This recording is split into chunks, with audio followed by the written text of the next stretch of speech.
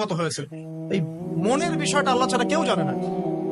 আপনি দেখতে পারেন সমাজে অনেকে দাড়ি টুপি পাগড়ি জুব্বা সব লাগিয়ে ঘুরছে, তো বিশ্বাস করেন তাদের মনটা এমনও হতে পারে যে জানোয়ারের চেয়েও কুৎসিত, এমনও হতে পারে।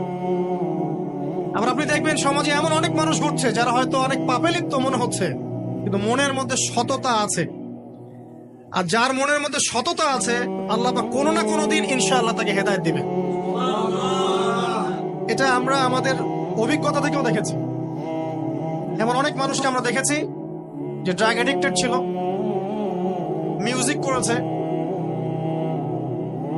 হারাম সম্পর্কের মধ্যে ছিল, নামাজ ঠিক মতো পড়ে নাই, কিন্তু যখনই আল্লাহর কথা আলোচনা হতো দেখতাম সে খুবই শান্তভাবে মন থেকে কথা শুনছে। কথা শুনতে শুনতে শুনতে একদিন মাশাআল্লাহ এখন দেখবেন যে চিল্লা দিয়ে বেড়াচ্ছে বিভিন্ন মসজিদে। আল্লাহ হেদায়েত দিয়েছে, সব ছেড়ে দিয়েছে। এরকম মানুষের অভাব নাই কিন্তু সমাজে। তো এখানে আল্লাহ পাকের রহমত বা দয়ার একটা উজ্জ্বল দৃষ্টান্ত দেখতে পারবেন। ঠিক এরকম আরো একটা ঘটনা আছে বনু ইসরাইলের। এক ব্যক্তি এত পাপ করেছে যে শেষে মৃত্যুর সময় সে সন্তানদেরকে ডাকছে, ডেকে বলছে যে আমি যখন মারা যাব আমার লাশটাকে তোমরা কবর দিও না, যদি আল্লাহ পাক আমাকে ধরতে পারেন তাহলে খবর আছে আমার। কি করতে হবে? সে বলছে যে আমার দেহটাকে তোমরা পুড়িয়ে ফেলবে, এবং পুড়িয়ে ফেলার পরে ছাইগুলোকে একত্রিত করবা, পুরো অর্ধেক ছাই সমুদ্রে ভাসিয়ে দিবা, অর্ধেক ছাই বাতাসে উড়িয়ে দিবা। সন্তানরা তাই করলো। মৃত্যুর পর আল্লাহ পাক এই সমুদ্র এবং জমিনকে বাতাসকে আদেশ করলেন যে তোমরা ছাই জড়ো করে দাও। আর মানুষ আর জিন আল্লাহর কথা না শুনলেও এই প্রকৃতি আল্লাহ পাকের কথা শোনে। বিজ্ঞান বলে প্রকৃতি থেকে সব হচ্ছে। কি প্রকৃতি? প্রকৃতি কি, কাকে বলে? মানুষকে আল্লাহর ইবাদতকে বাদ দিয়ে প্রকৃতি পূজায় নিয়ে গেছে। এই পুরো প্রকৃতি আর মহাবিশ্ব এক আল্লাহর ইবাদত করে। কে সৃষ্টি করলো প্রকৃতি? প্রাকৃতিক ভাবে হয়েছে সবকিছু বলে, আল্লাহ থেকে হয়েছে বলা যাবে না। বললে আপনি মৌলবাদী হয়ে যাবেন। আল্লাহ শব্দ ইউজ করলে আপনি মৌলবাদী হয়ে যাবেন। ধর্মতাত্ত্বিক শব্দগুলোকে আস্তে আস্তে উঠিয়ে দেওয়া হয়েছে। দেখবেন যুক্তি, বিজ্ঞান, দার্শনিক শব্দগুলোকে আনা হয়েছে। এটাও টেকনিক্যালি করা হয়েছে। কোন সেকুলার মিডিয়াতে আপনি দেখবেন না ইনশাআল্লাহ বলছে। ইনশাআল্লাহ প্রমাণ করবে যে আপনি আস্তিক না নাস্তিক।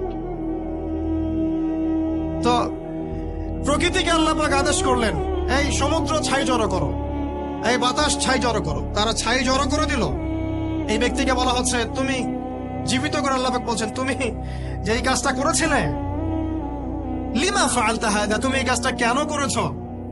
তখন এই ব্যক্তি উত্তর দিচ্ছে, মিন খাশিয়াতিকা ইয়া রাব্বি ওয়া আনতা আ'লাম। হে আল্লাহ, আমি আমার বুঝে যা এসেছে আপনার ভয়েই আমি এই কাজটা করেছি। আর আপনি খুব ভালো করেই জানেন যে আমি আপনার ভয়ে করেছি নাকি অন্য কোনো কারণে করেছি। মানে আপনি আমার মনের কথা জানেন। আল্লাহ পাক তাকে মাফ করে দেবেন। আপনাদেরকে আমি সেই ব্যভিচারী মহিলার কথাও মনে করাই, যে ছিল একজন প্রস্টিটিউট মহিলা, পতিতা, যেটা আমরা বলি সমাজের ভাষায়। যদিও এখন নতুন শব্দ এসেছে সেক্স ওয়ার্কার বা যৌনকর্মী, এবং এগুলোকে আমরা এখন প্রমোট করছি। আমরা এখন অশ্লীলতাকে প্রমোট করছি। এই কথা বলতে আমাদের বুক কাঁপা উচিত নয় যে আমরা এখন অশ্লীলতাকে প্রমোট করছি। আমরা এখন কাপড় খোলার সংস্কৃতি থেকে যাচ্ছি। যে কাপড় খুলে দিয়েছিল ইবলিস। ইবলিস আমাদের বাবা মার কাপড় জান্নাতে খুলে দিয়েছিল, এটা কি জানেন? ফল খাওয়ার পরে এই ফল খেতে কে প্রলুব্ধ করেছে? ইবলিস। গাছের কাছে গিয়ে ফল ভক্ষণ করার পর সর্বপ্রথম আমাদের পিতামাতার গা থেকে কাপড় খুলে পড়ে গেছে। আমাদের পিতামাতাকে মহাবিশ্বে নগ্ন করে দিয়েছে ইবলিস, আর তার অনুসারীরা এই জমিনে আদম সন্তানদেরকে নগ্ন করছে এখন।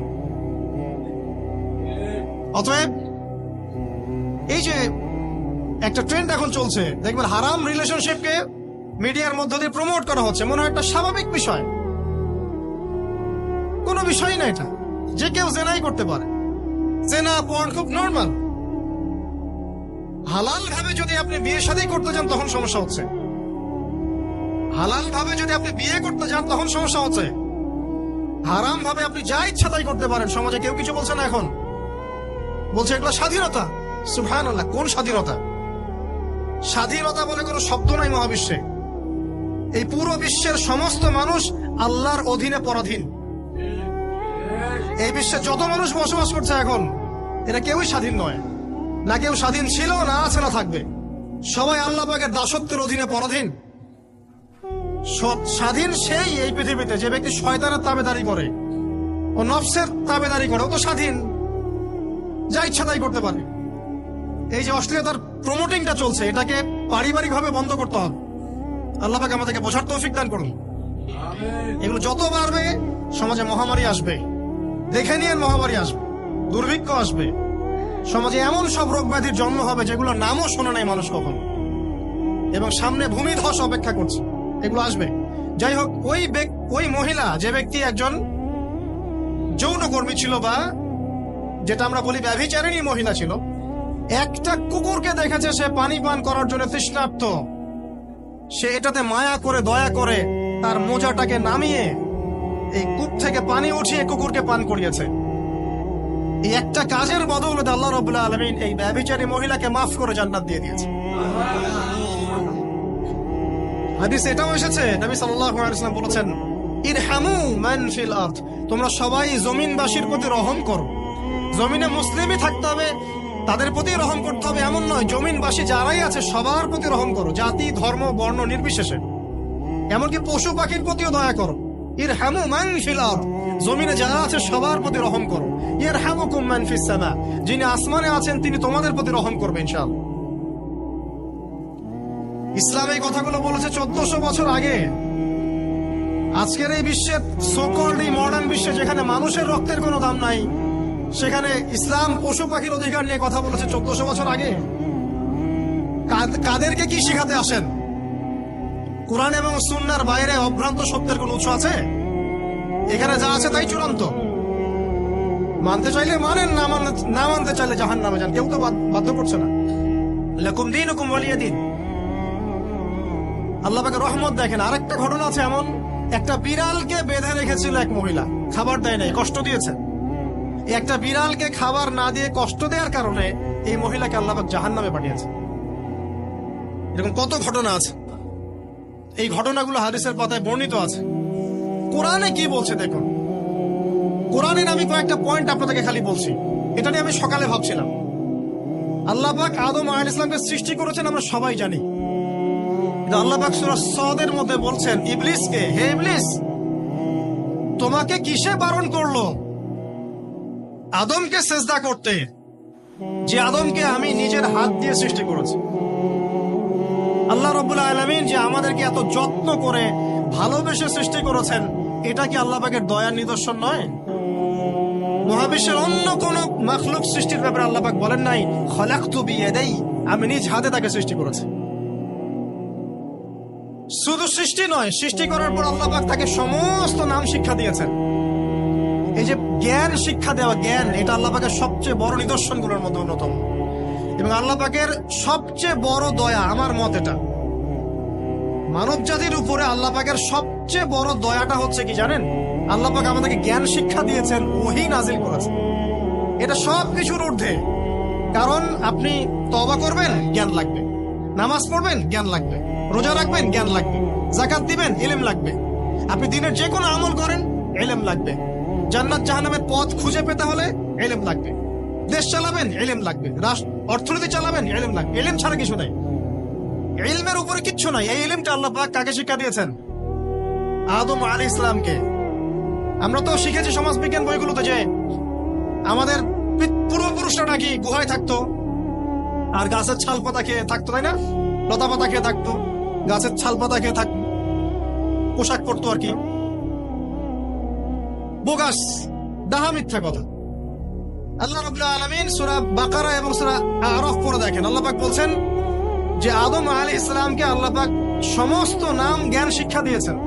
মহাবিশ্বের যে প্রয়োজনীয় জ্ঞানগুলো আছে সেগুলো আল্লাহ পাক আদমকে শিখিয়েছেন আলাইহিস সালাম।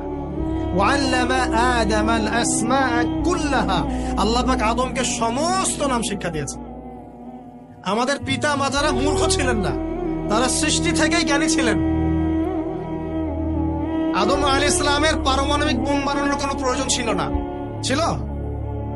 বানান নাই। আপনার মধ্যে এই জ্ঞানটা আসছে কিভাবে? বাই ডিএনএ আপনি জ্ঞান পাচ্ছেন, কারণ আমরা আদম সন্তান। অনেক জ্ঞান আমাদের ভিতরেই আছে, এগুলো চর্চার মধ্য দিয়ে, গবেষণার মধ্য দিয়ে প্রস্ফুটিত হয় মাত্র। জ্ঞান ভিতরে আছে আমাদের, আমাদের পিতাকে জ্ঞানী করে পাঠানো হয়েছে। এই জ্ঞান শিক্ষা দেওয়াটা হচ্ছে আল্লাহ পাকের সবচেয়ে বড় দয়াগুলোর মধ্যে একটা। গ্রহণ করেছেন, শুধু তাই নয়, আদম আলাইহিস সালামকে এমন জ্ঞান শিক্ষা দিয়েছেন যে জ্ঞান ফেরেশতারা পর্যন্ত জানতো না। এটা কি দয়া নয়? এটা কি আদম সন্তানের প্রতি ভালোবাসা নয়? তারপরে সেজদা করিয়েছেন। মহাবিশ্বে অন্য কাউকে কি সেজদা করানো হয়েছে? কোরআনে কি এমন কোন দলিল আছে যে আদম আলাইহিস সালাম ছাড়া অন্য কাউকে সব ফেরেশতারা সেজদা করেছেন? আছে? তাহলে এই যে সম্মান দেয় আল্লাহর পক্ষ থেকে, সম্মান কিসের ভিত্তিতে? সম্মান শারীরিক ক্ষমতার ভিত্তিতে। সম্মানটা কি কারণে? জ্ঞানের কারণে, ইলমের কারণে, জ্ঞানের কারণে সম্মান। এই সম্মান দেয়াটা কি আল্লাহ পাকের রহমত এবং দয়া নিদর্শন নয়? অতএব সম্মান পেতে হলে, আল্লাহর রহমত পেতে হলে সেই জ্ঞানের চর্চায় আবার ফিরে আসতে হবে। আপনি যদি আজও সেই ওহির জ্ঞানের চর্চা করেন, আল্লাহ পাক এই পৃথিবীবাসীর বুকের মধ্যে আপনার জন্য সম্মান পয়দা করে দিবেন ইনশাআল্লাহ। দেখে ওই সেই জ্ঞানে যদি আপনি এখনো চর্চা করেন, আজও আপনি সম্মানিত হবেন ইনশাআল্লাহ। ব্যক্তির চর্চা করলে ব্যক্তি সম্মানিত হবে, একটা পরিবার চর্চা করলে ওই পরিবার সম্মানিত হবে, একটা সমাজ যদি চর্চা করে সেই ওহির জ্ঞান, ওই সমাজ সম্মানিত হবে। একটা দেশে যদি আপনি ওই ওহিভিত্তিক জ্ঞান ছড়িয়ে দেন, পুরো দেশকে আল্লাহ পাক সম্মানিত করবে ইনশাআল্লাহ, পুরো জাতিকে সম্মানিত করবে ইনশাআল্লাহ। আরো সামনে যান, এই যে আদম এবং হাওয়া আলাইহিস সালাম গাছের কাছে চলে গেলেন, ফল খেয়ে ফেললেন, কারণ আমরা আদম সন্তান, ভুল করি। আল্লাহ পাকের সাথে সাথেই বহিষ্কার করে দিয়েছেন? না, আল্লাহ পাক তওবা করার জন্য কালিমা শিখিয়ে দিয়েছেন। সুবহানাল্লাহ, তাদের কালিমা জানা ছিল না। আল্লাহ পাক বলছেন ফাতালাক্কা আদম মির রাব্বিহি কালিমাত। আল্লাহ পাকের কাছ থেকে আদম আলাইহিস সালাম কিছু বাক্য শিখে নিলেন, যেই বাক্য দিয়ে ফাতাবা আলাইহি, সে আল্লাহর কাছে তওবা করল। কোন সেই বাক্য? সূরা আরাফে আছে, রব্বানা যালামনা আনফুসানা ওয়া ইল্লাম তাগফির লানা ওয়া তারহামনা লানাকুনান্না মিনাল খাসিরিন। এই দোয়া কে শিখিয়ে দিয়েছে? আল্লাহ। এই তওবার বাক্য যে শিখিয়ে দেয়, এটা কি দয়ার পরিচয় নয়? আমরা আল্লাহর কাছে ফিরে যাব, তওবা করব, ইস্তেগফার করব, এই জ্ঞানটা শিখিয়ে দেয়া কি আল্লাহ পাকের দয়ার পরিচয় নয়? তাহলে আমরা কিভাবে ক্ষমা চাইতাম? কিভাবে ক্ষমা চাইলে আল্লাহ পাক সমস্ত গুনাহ মাফ করবেন, এই পদ্ধতিগুলো বলে দেয়া কি আল্লাহ পাকের দয়ার পরিচয় নয়? তারপর সামনে যান, পৃথিবীতে নামিয়ে দিয়ে আল্লাহ পাক ক্ষান্ত হয়ে যাননি। আল্লাহ রাব্বুল আলামিন আসমান থেকে হেদায়েতের গ্রন্থ পাঠিয়েছেন, বলেছেন এই গ্রন্থের মধ্যে যা আছে মেনে চললে তোমরা আবার জান্নাতে ফিরে আসবে ইনশাআল্লাহ। আল্লাহ পাক আদম এবং হাওয়া আলাইহিস সালাম এবং আদম সন্তান সবাইকেই সৃষ্টি করেছেন, উদ্দেশ্য হচ্ছে আল্লাহ পাক আমাদেরকে জান্নাত দিতে চান। আল্লাহ পাক চান যে আমরা যেন জান্নাতে যাই। যদি আমরা জান্নাতে যেতে না পারি পরকালে, একটা কারণে যেতে পারবো না, অন্য একটা কারণ, সেটা হলো আমাদের নিজের দোষে। একটা কারণ, যারা জাহান্নামে যাবে মানুষ এবং জিনদের মধ্যে, নিঃসন্দেহে মহাবিশ্বে তারা ছাড়া জাহান্নামে যাওয়ার উপযুক্ত কেউ ছিল না। ও জাহান্নামে যাওয়ার উপযুক্ত ছিল বলেই আল্লাহ পাক তাকে জাহান্নামে পাঠাবেন। আর যারাই জান্নাতে যাবে প্রত্যেকেই শুধু আমলের বদৌলতে যাবে না, বরং আল্লাহ পাকের রহমতেই যাবে। আল্লাহ পাকের রহমত যাদের উপরে বর্ষিত হবে তারাই জান্নাতে যাবে ইনশাআল্লাহ। কে আমল দিয়ে যেতে পারবে? যত আমলই করি বলা যাবে না এই আমলের বদৌলতে জান্নাতে যেতে পারবো। আল্লাহ পাক দয়া না করলে হবে না। আল্লাহ পাক চান যে আদম সন্তান যেন জান্নাতেই যায়। এই কারণেই সৃষ্টি করা, এই কারণেই আপনার ওহী ভিত্তিক গ্রন্থগুলো পাঠানো, এই কারণে নবী রাসূল পাঠানো, আলেম ওলামা সৃষ্টি করা, মানুষকে সতর্ক করা, হায়াত দেয়া, বারংবার জীবনে চলতে ফিরতে আপনাকে অ্যালার্ম করা হয়, আল্লাহর পথে ফিরে আসেন, আল্লাহর পথে ফিরে আসেন। অ্যালার্ম করা হয় না? বিপদ দিয়ে আপনাকে অ্যালার্ম করা হয় আল্লাহর পক্ষ থেকে। আপনি চলতে পথে হোঁচট খান, আল্লাহ আপনাকে অ্যালার্ম দেন, ফিরে আসো। চলছেন বিপথে, আল্লাহ পাক অ্যালার্ম দেন, ফিরে আসো। আল্লাহ পাকের পক্ষ থেকে কিন্তু এগুলো আসে। অদ্ভুত একটা হাদিস বললাম, অদ্ভুত বলতে বলছি অ্যামেজিং হাদিস, যে একজন সাহাবী বলছেন, সালমান রাদিয়াল্লাহু আনহু, তিনি বলছেন যে যখন মুমিনের উপর বিপদ আপদ বালা মুসিবত আসে, তখন মুমিনের এই বিপদ আপদ বালা মুসিবত রোগ শোকের বদৌলতে আল্লাহ পাক তার গুনাহ